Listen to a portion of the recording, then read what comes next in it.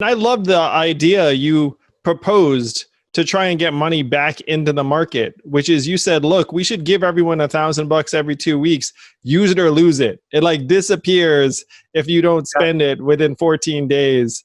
And I got to say, that would be one way to get us to spend all that money. But I'd love the idea, because it would force us to actually not save. Because right now, I think you were the one who pointed out we're saving more money than we ever have. It's 40 years, 14.4% savings rate, and increasing the most it's been in more than 40 years.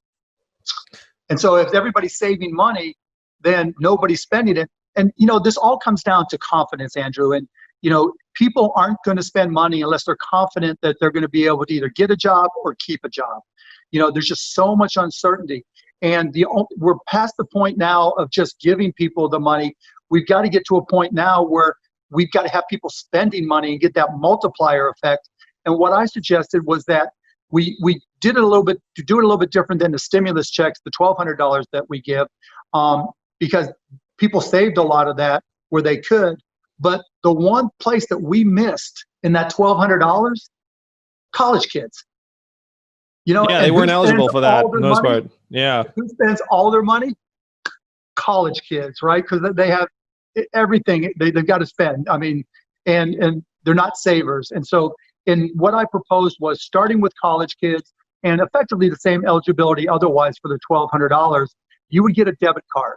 And having a debit card goes to your point. We have no way to give funding to people right now. We saw what happened with the $1,200 where tens of millions of people had to wait for a check and some were still waiting.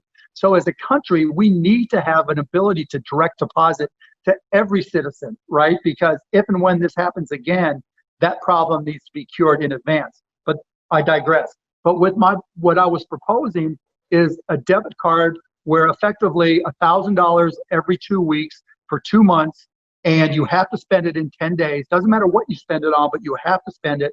We'll tell retailers you can't get cash back when someone uses this debit card.